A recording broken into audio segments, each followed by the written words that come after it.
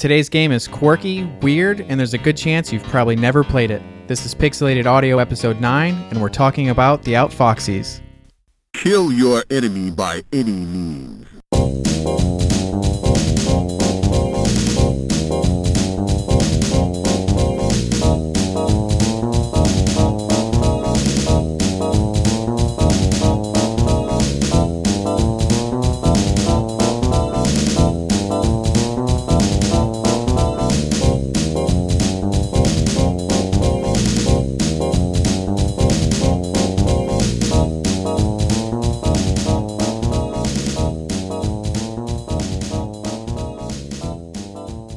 Welcome back to another episode. This is Pixelated Audio, your bi-weekly dose of retro games and, of course, game music. I'm Brian.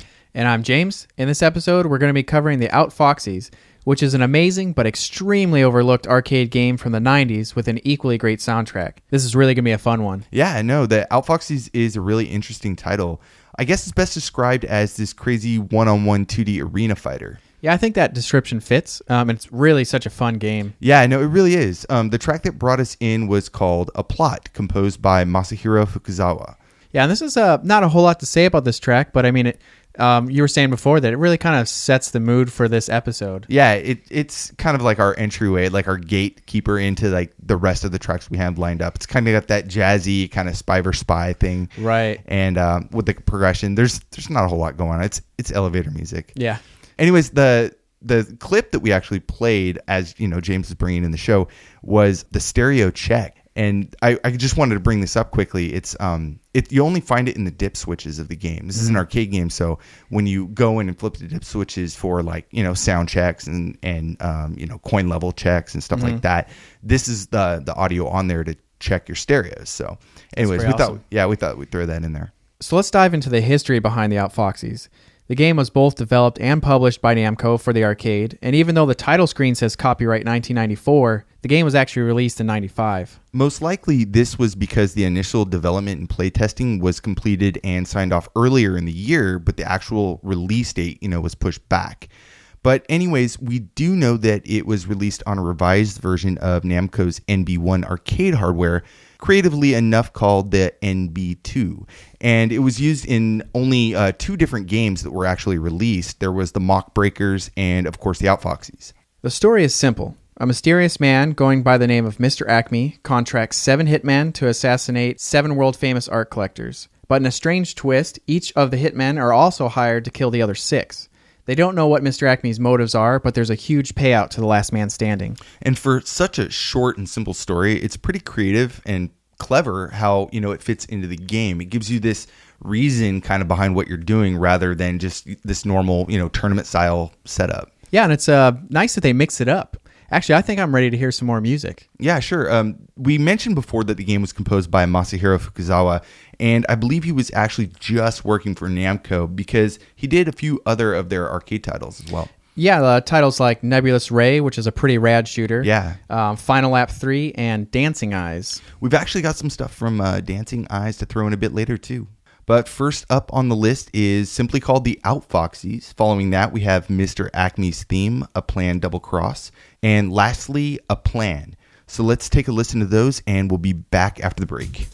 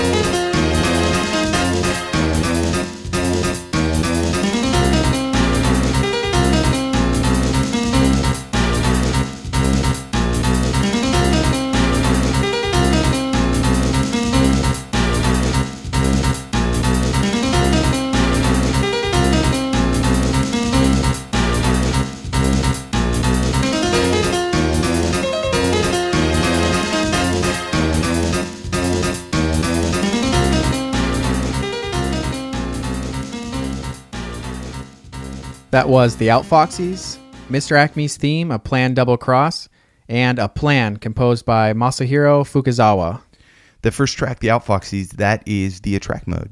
Yeah, and it's a really great track. Like we mentioned earlier, that opening track is going to set the mood and this kind of like jazzy music for this game. It's pretty cool. Yeah, the whole soundtrack is so awesome, and this first block kind of shows everything that the game has to offer as far as, the soundtrack. It's got that really awesome kind of jazz thing going on, like tons of like piano, stand-up bass. Yeah, I love the piano in this, and I think this is one of the first games that we've really focused on that has a really piano sound to the music. A lot of piano in it, yeah.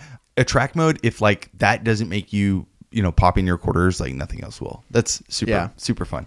The next song on the list was Mr. Acme's theme. Right in the beginning of the game, when you start it up and you choose your characters, you kind of get presented with like this dialogue, and that's when this song plays. And it's really cool because it gives you kind of a chance to, like, you don't know what you're going to expect if it's your first time playing. So, like, it has this really mellow kind of thing, and it has a voiceover on top of it. Right, it's really creepy, that distorted voice sound where, Mr. Acme's telling you who your first target is and, how much he's going to pay you and stuff like that. And it's I don't know, it's really cool that it's super mellow, because for a fighting game, you wouldn't think that, and an arcade game, that it would have something so mellow, but it's so different. It makes it stand out. This jazz like sound throughout is just so unique to this game. Right. It's really cool. It's got that Pink Panther kind of Spy vs. Spy vibe. Yeah, like that 80s cop drama sound to it. Your 80s montage thing. No, it's really good. I like it a lot. And it's really cool about that track too, is that it's so mellow, and then it kind of builds, and it has like a lot more notes that are getting played when that piano starts picking up. But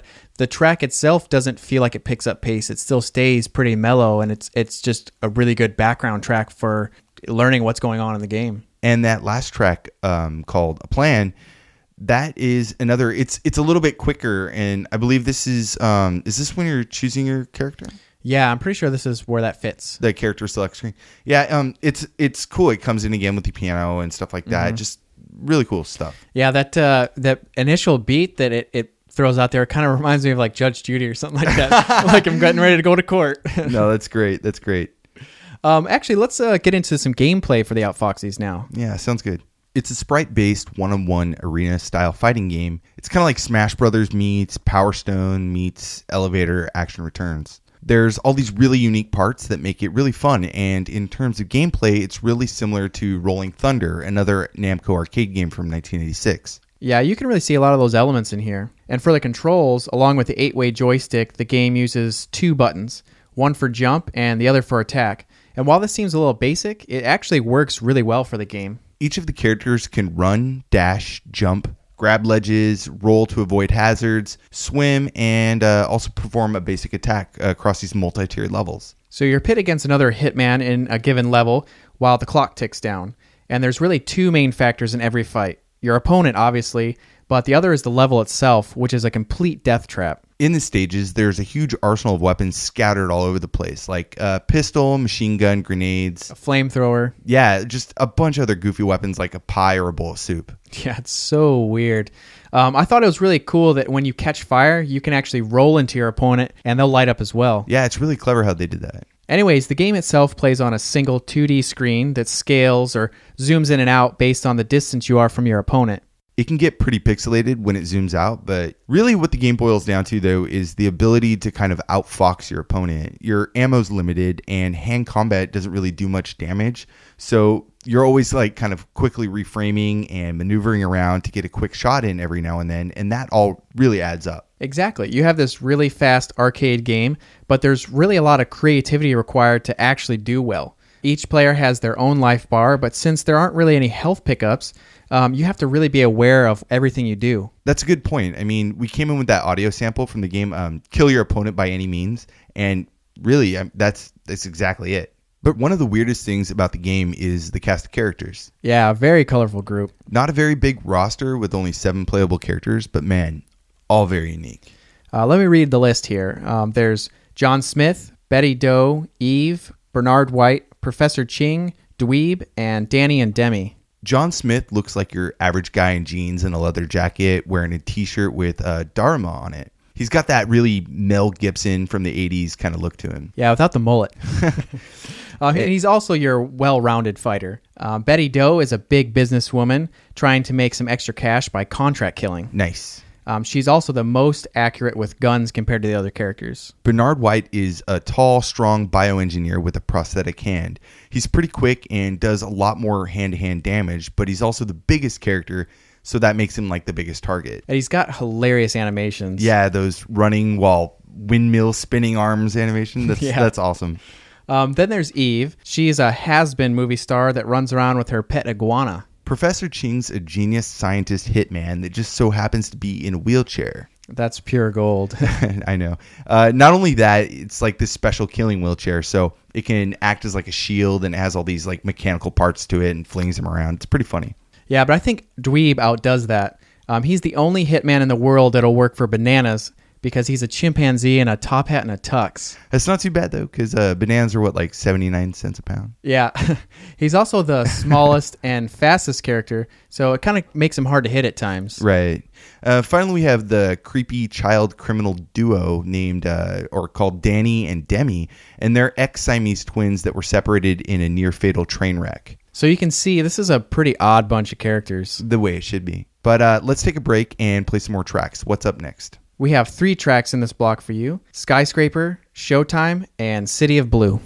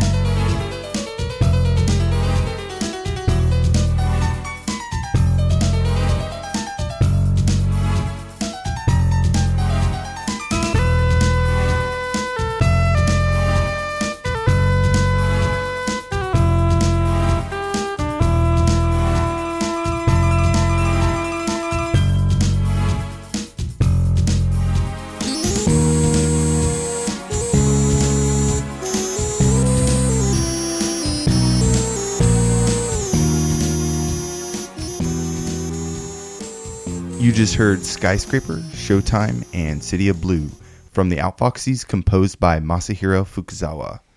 That first track is extra funky. I really like it. It's that pretty cool. Electric slap bass, so rad, so rad. It's almost like kind of got a Seinfeld thing going on, and then it switches out. It's jazzy. It's not right. Yeah, I really love that like a scaling keyboard that's kind of going on. And it's like, oh, it's just really cool. Like I don't know, like this music is just it's different than what you would expect game music to be. And then after hearing the cast of characters that's so weird and bizarre, you would expect the music to just be weird and bizarre. Totally out there, but it's not. But that juxtaposition is just really great. Yeah, and I see you said keyboard, but I was thinking like saxophone. Again, it's kind of up for interpretation. Yeah, something. It's approximating something, but it's really cool. And Showtime, another really big band kind of feel to it. Mm-hmm.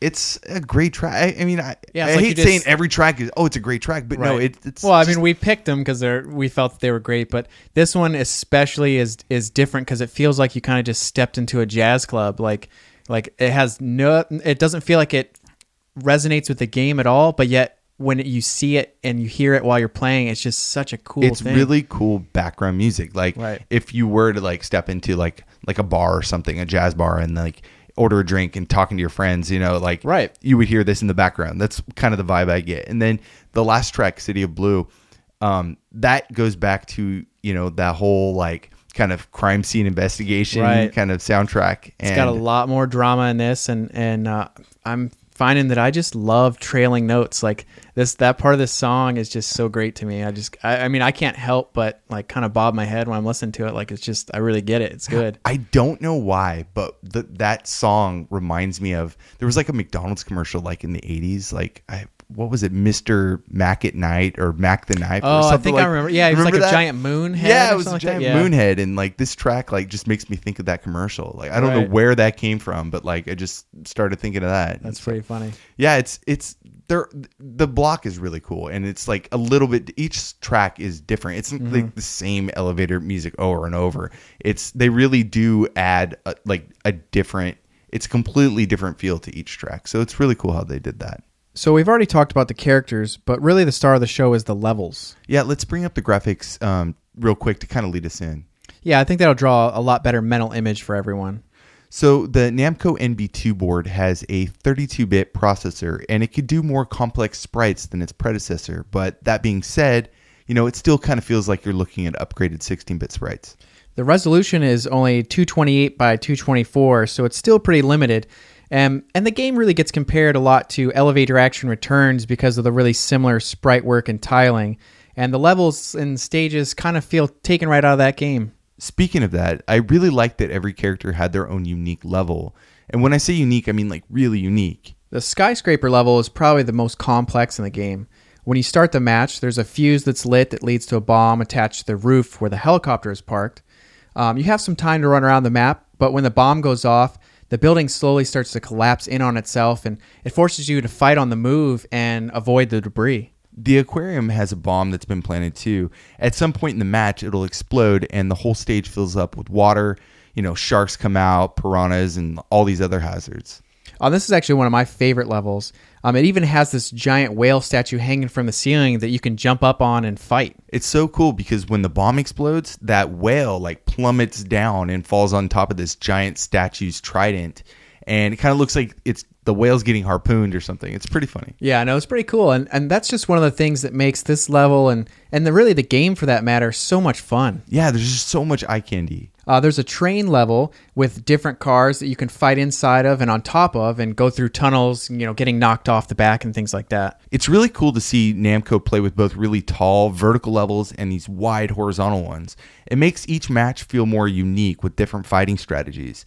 Let's see. There's also the circus stage, complete with clown cannons, tigers, elephants, and even a trapeze. Now, when you're playing against the CPU, this is actually Eve's stage. I would have expected this level for Dweeb, but by now we should know that this game doesn't follow any norms, so he gets the military plane that you fight in while in the air. Yeah, I don't think it's a good idea to be firing rocket launchers in a plane, but whatever. There's also these turrets you can jump in and use them as well. The weapons factory is pretty cool too. It has a bunch of moving machines and lifts and all these other moving parts around that you kind of have to watch out for and interact with. It's not as wide as the horizontal levels or as tall as the vertical ones, but it's more of a square shape, which is cool to have that third size in there.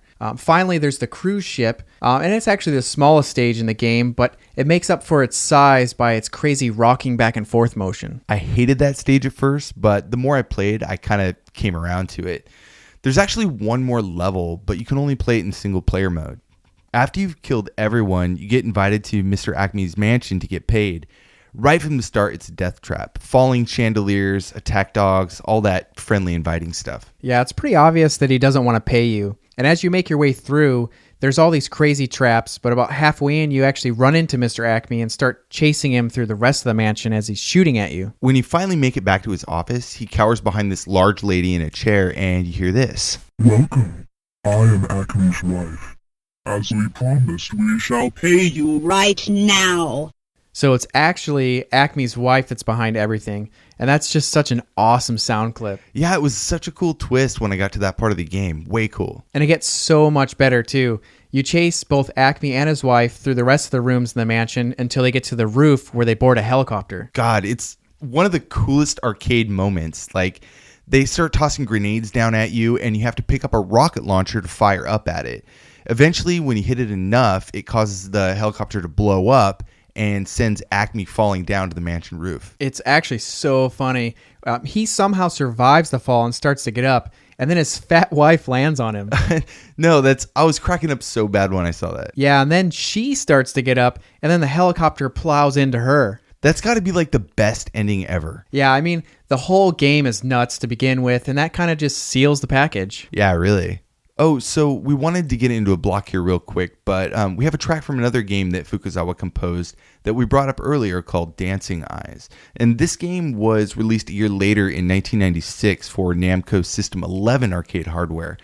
But yeah, we thought it'd be interesting to bring this game up because it also shares the same designer as the Outfoxies. Right. And it has this very similar feel. You get that kind of stylistic jazz kind of thing going on. Right. So we figured it's a good thing to plug in here. So the first song, or the only song we're going to play, is actually called Stage 2 Cat. So let's take a listen, and we'll be back with some more Outfoxies.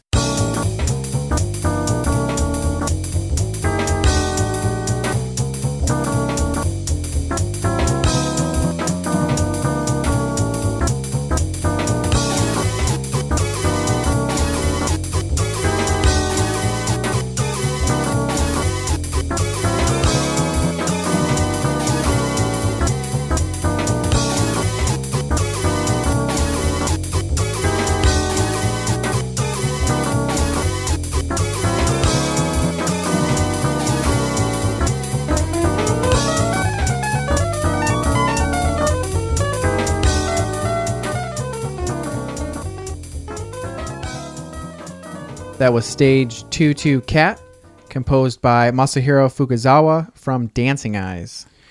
Yeah, I guess it's a little more swing. You can still kind of hear like a similarity between maybe his style. It's a fun track. It's only like a minute. Right, and I thought it still kind of had that, like you just went into like a club sound, like you're sitting there listening to music with a bunch of other people. Yeah, and because it was composed and, the game was designed by the same people, we thought, hey, we just pop it in there, little different block. But we're not going to get into what the game's about or anything like that. We'll save those for another puzzle show or something like that. Yeah, and we haven't covered a game yet that uses this sound chip either. Can you elaborate on that one a little bit? Sure, yeah. The hardware uses a C352 PCM sound chip. I think it's probably one of my favorite arcade sound chips from the mid-90s.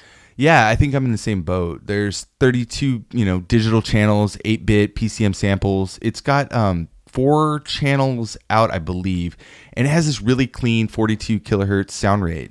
And somehow Namco just seems to be able to, get these really deep, rich sounds. It's very cool. Q sound was more common though, right? Or was it just because that was in all of Capcom's systems? Yeah, I think that's probably it. I mean, Q sound only had, 16 audio channels and 32 kilohertz sample rate. It wasn't as clean as the C352, but that's all personal preference. Yeah, and it's also up to the composer at that point too. I mean, because we've heard some really great stuff come from limited hardware. Right. So on that note, let's get into our last block here. We have 3 tracks starting with Death Flight, Dangerous Cruise, and Counterblow. So let's listen to those and we'll be right back.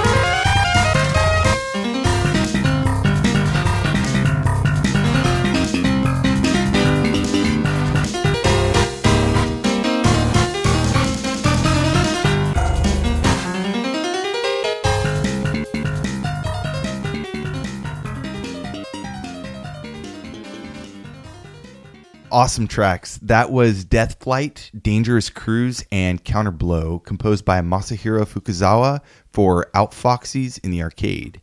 Yeah, I totally agree. Death Flight it's pretty cool because it has a deeper beat to it, and it has a little bit more of a menacing feel to the song. Yeah, it's got that really heavy bass, and it sounds like it loops like, I don't know, a minute or so.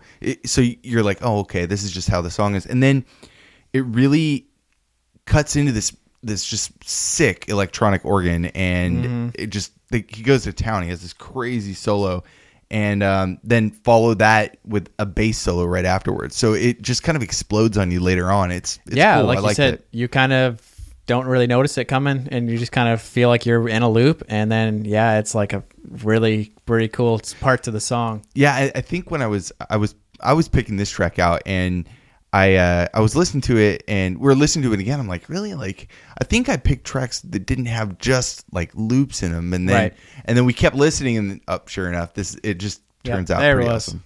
Yeah. The next track, Dangerous Cruise. It's funny because at first, right off the bat, like all the instrument, like every instrument that that has a voice in this track. It sounds like a waterfall. They're all like kind of falling down like a scale, and I thought that was really cool. Yeah, and I don't know, it doesn't feel very dangerous to me. Like it's kind of just like a nice, like not a happy cruise, but like it's just frolicking in the meadows. Yeah, it doesn't sound like like the title implies that it's dangerous, but I mean we know that the level is pretty cool with the rocking boat and everything like that, and so I think it's probably just better to not have something so crazy. Yeah, Counterblow, that's got to be one of the coolest like piano solos. Like, yeah, very I've heard. Cool. Like the star of that track is like the piano. Like the bass he's going to town, but like the star is the piano. And I was thinking, like as I was watching, I was like, I would love to see like a YouTube video of somebody like playing that live. Like, man, yeah, that would be cool. That'd be nuts. It's like, you got to have like 3 hands. No, they're all awesome tracks. This game, I can't say that it had bad reception. I think just nobody knew about it. Right. I mean, because from what I've heard, anyone that's played the game has loved it. It's just there hasn't been that many people that got a chance to play it. Right. It's definitely like a cult classic at this point. Like, there's a lot of people online, who are like, oh, Outfoxies, and you hear kind of discussions on different forums and stuff going on. But like, it's really like just kind of that group. It's a very confined group that know about the game, and it's a shame because Namco has done all these museum games and stuff where they've put like their classic collections, like you see a million Pac-Man and stuff like that, which is awesome, but this game would translate so well, and I think a lot of people would be surprised by it, coming to like the Vita or the 3DS or a handheld or even a console. Yeah, I mean it's just a really cool game, and it's a different kind of fighter like than you're used to. It's not like a Street Fighter type game, and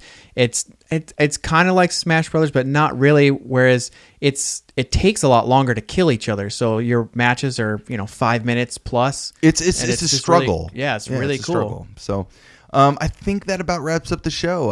Had a lot of fun with Outfoxies, so definitely check it out. So yeah, thanks for listening. You can visit us online at pixelatedaudio.com. We'll have all the show notes and the track list there for you to check out.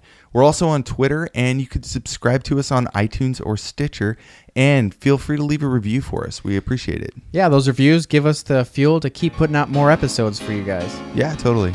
So this week, we don't have a track from OC Remix, so instead we're going to play another song from the Outfoxies called Enjoy Life. Thanks again, and check back in a few weeks for episode 10.